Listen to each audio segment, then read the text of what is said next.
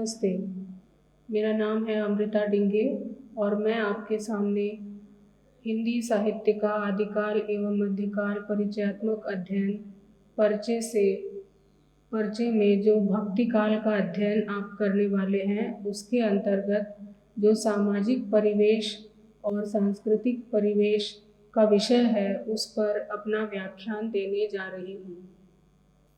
इस व्याख्यान की रूपरेखा इस प्रकार है। भक्तिकालीन समाज व्यवस्था पर हम बात करेंगे, भक्तिकाल का सांस्कृतिक परिवेश जानेंगे और भक्त कवियों का विभाजन।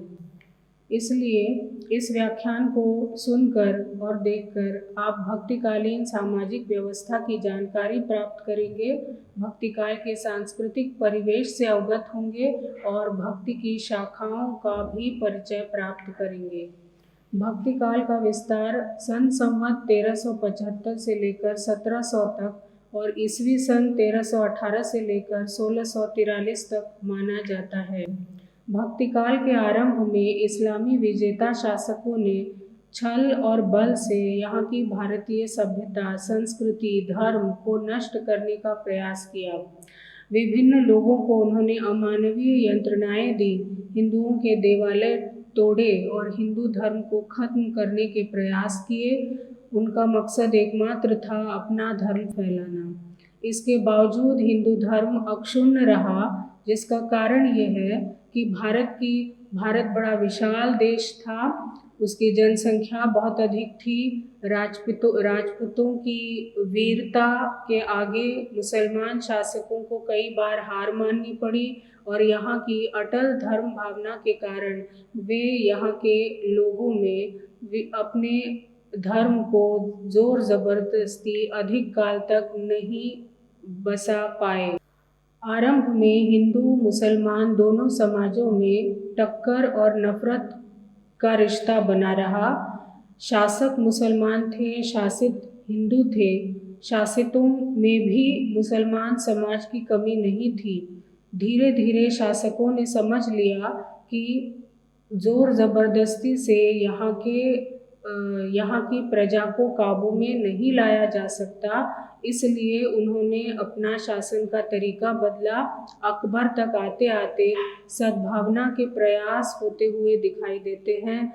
मेल जोल के कई प्रसंग देखने को मिलते हैं, समन्वय के कई उदाहरण मिल जाते हैं। यहाँ तक कि हिंदू और मुसलमान समाज में रोटी ही के नहीं बल्कि बेटी के संबंध भी बनते हुए पाए जाते हैं। इस समय परिवार के आधे सदस्य हिंदू और आधे सदस्य मुसलमान भी मिलते हैं। कश्मीर के सुल्तान शाहमीर के शहजादे की शादी हिंदू सेनापति की लड़की से हुई थी और बेटी का विवाह हिंदू सामंत के साथ हुआ था। लड़की पति का धर्म स्वीकार कर लेती थी, लेकिन इसके अपवाद भी मिल जाते हैं। अकबर की रानियों को उसका अपना हिंदू धर्म पालन करने की आज़ादी दी गई थी। बाद में जब शाहजहां का शासनकाल आया तो मुल्ला मौलवियों ने बादशाह पर दबाव डालकर फरमान निकलवाया कि मुसलमान लड़की द्वारा हिंदू से शादी करने पर उसे मुसलमान बनना होगा। इससे ये जो धर्मांतर हुए थे ये अत्याचार और अपमान के कारण हुए थे, स्वार्थ और बल के कारण हुए थे। इसलिए हिंदू समाज में जाति पाति की कट्टरता और संकीर्णता बहुत बढ़ गई। विवाह भोजन के संबंध समयांतर में अधिक कठोर हो गए। अपनी कुलीनता और धर्म रक्षा के लिए हिंदू समाज को बहुत अधिक प्रयास करने पड़े और इन्हीं प्रयासों से दो प्रवृत्तियां उभरी। एक जो सनातनी विचारों के हिंदू थे, उन्होंने स्मृतियों का, कर्म कांड का, पंडितों का सहारा अपनी धर्म रक्षा के लिए लिया, और जो निम्न वर्गीय थे, जो इस्लामी शासकों से प्रताड़ित थे और उच्च जातियों से प्रताड़ित थे, उन्होंने अपने आँखों के सामने अपनी देव मूर्तियाँ टूटती हुई देखकर निराकार ईश्वर का सहारा ले लिया। इस समय का हिंदू समाज 4 वर्णों में विभाजित था। ब्राह्मण, क्षत्रिय, वैश्य और शूद्र, इनमें अनेक उपवर्ण थे और इनमें आपस में आदान प्रदान विशेष नहीं होता था। संयुक्त परिवार जो हिंदू समाज का था वो समाज की सबसे छोटी इकाई था और बड़ी इकाई था गांव। मुसलमान समाज में सुल्तान श्रेष्ठ माना जाता था, उसके तहत आते थे उलेमा और उमरा। उसके अलावा उनके तहत आते थे ईरान के शेख, तुर्किस्तान के मुग़ल, अफ़गानिस्तान के पठान और अरब के सैयद। भक्तिकालीन रीत रिवाजों की बात करनी हुई तो ये कहना होगा कि दो समाज प्रमुख थे इस युग में, हिंदू और मुसलमान। मुसलमान सामंतों की रसिकता से कुलीन हिंदू नारियों की रक्षा के लिए उस समय के हिंदू समाज में नया कुछ प्रथाएं चल पड़ी थी, जिसमें आती हैं पर्दा प्रथा, बाल विवाह, राजपूतों में स्त्री भ्रूण हत्या का प्रचलन चल पड़ा था और सती प्रथा भी शुरू हो गई थी। अकबर द्वारा सती प्रथा को बंद करने के प्रयास हुए, लेकिन ये प्रथाएं चलती रहीं क्योंकि इसके उदय का कारण था इस्लामी शासकों की बर्बरता। हिंदू सामंतों में मुसलमान समाज की देखा देखी बहुविवाह और पुनर्विवाह का प्रचलन चल पड़ा। समस्त समाज में दास प्रथा थी। ये दास इन दासों पर कोड़े मारे जाते थे, उनसे बेगार ली जाती थी और उनकी ज़िंदगी बहुत ही दयनीय थी। नव मुसलमानों में हिंदुआना रीत रिवाजों का स्वीकार करने की प्रवृत्ति भी इस युग में देखी जा सकती है। ये नव मुसलमान कब्रों और दरगाहों की पूजा करते थे, जैसे हिंदू समाज में पाई जाती है। समाज के 3 वर्ग थे: सुविधा संपन्न, जिसमें राजा महाराजा, सुल्तान, सेठ साहूकार, अमीर सामंत आते हैं, जो महलों में रहते थे और कीमती वस्त्राभूषण पहनते थे। असुविधाग्रस्त, जिसमें किसान, मजदूर, सैनिक, राज्य कर्मचारी और घरेलू उद्योजक आते हैं। ये घरों में निवास करते थे, इनके घरों के आगे आंगन होते थे, ये सूती वस्त्र पहनते थे। और तीसरा वर्ग था वो अभावग्रस्तों का वर्ग था, जो मजदूर थे, कारीगर थे, झोपड़ियों में रहते थे, उनका था। इस समय के समाज का वर्णन तुलसीदास ने अपनी कवितावली नामक रचना में किया है।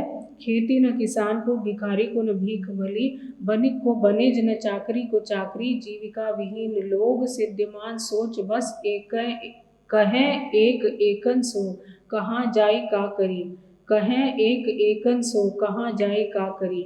नारी की दशा इस समय के समाज में बड़ी ही दयनीय थी। उसे पुरुष की संपत्ति माना जाता था। हिंदू स्त्रियों में बाल विवाह, सती प्रथा के कारण और उनकी हालत बहुत खराब थी। अयोग्य पति होते हुए भी उसके प्रति संबंधों का निर्वाह करने के लिए वो बाध्य थी और यही सतीत्व का अर्थ भी था। मुसलमान स्त्रियों की हालत और भी खराब थी। उनके यहाँ बहुविवाह का प्रचलन था और पर्दा प्रथा थी। इस प्रकार हम देखते हैं कि इस युग का समाज विभिन्न प्रथाओं में जकड़ा हुआ था, जाति प्रथाओं में जकड़ा हुआ था।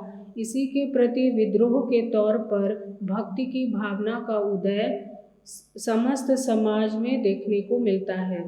जहाँ तक सांस्कृतिक परिवेश का सवाल है इस युग के, इस समय में जो भाषा, साहित्य, स्थापत्य कला, मूर्ति कला, संगीत, नृत्य कला के आविष्कार पाए जाते हैं, उसमें परस्पर प्रभाव और समन्वय देखा जा सकता है। यानी हिंदू और मुसलमान शैलियों में आदान प्रदान होता हुआ दिखाई देता है। जो भाषा इस्तेमाल हुई थी इस युग में साहित्य के लिए, वो लोक भाषा सधुकड़ी, ब्रज, अवधी थी, जिसको आगे चलकर बहुत संपन्न दशा में हम पहुँचते हुए देखते हैं। इस समय जो सांस्कृतिक समन्वय हुआ उसमें संतों का महत्वपूर्ण योगदान था। उन्होंने हिंदुओं की जाति प्रथा, छुआछूत, जप तप, तिलक छापा का विरोध किया। मुसलमानों के नमाज, बांग, हिंसा की निरर्थकता का बखान किया। सूफियों ने भारतीय प्रेम कथाओं को मसनवी शैली में प्रस्तुत करके, अवधी भाषा में प्रस्तुत करके प्रेम मार्ग का प्रचार प्रसार किया। भक्तिकाल में हम देखते हैं कि शासकों के अत्याचारों से त्रस्त प्रजा भक्ति की ओर उन्मुख हुई थी। इस भक्ति को दक्षिण के आचार्य रामानंद उत्तर भारत में ले आए थे। उनके शिष्य 2 प्रकार के थे, वो दोनों प्रकार के राम के रूप को स्वीकार करते थे, निर्गुण राम को और सगुण राम को। इसलिए उनके दो प्रकार के भक्त मिलते हैं, कबीर रैदास सेना जो निर्गुण राम के उपासक थे और तुलसीदास जो सगुण राम के उपासक थे। इसके अलावा चिश्तिया संप्रदाय के ख्वाजा मोइनुद्दीन चिश्ती ने सूफ़ी कवियों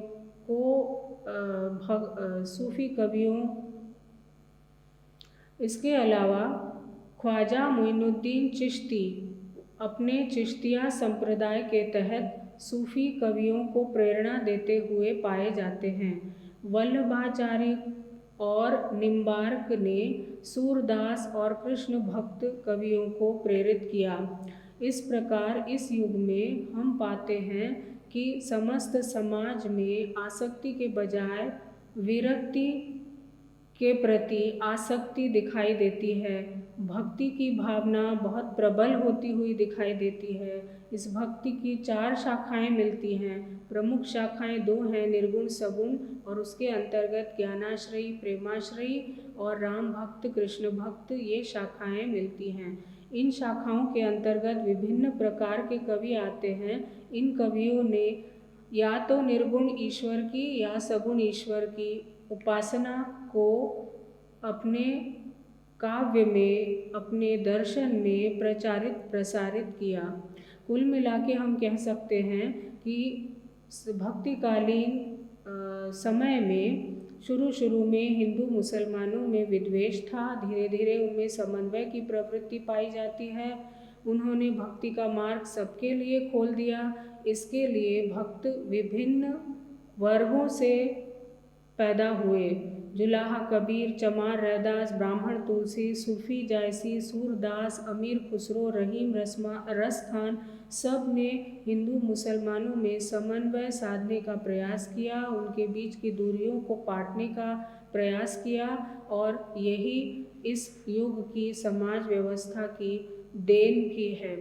इस व्याख्यान को तैयार करने के लिए हिंदी साहित्य का इतिहास आचार्य रामचंद्र शुक्ल, हिंदी साहित्य का इतिहास डॉक्टर नगेंद्र, हिंदी साहित्य का समीक्षात्मक इतिहास वासुदेव सिंह और हिंदी साहित्य युग और प्रवृत्तियाँ शिव कुमार शर्मा, इन पुस्तकों का सहारा लिया गया है।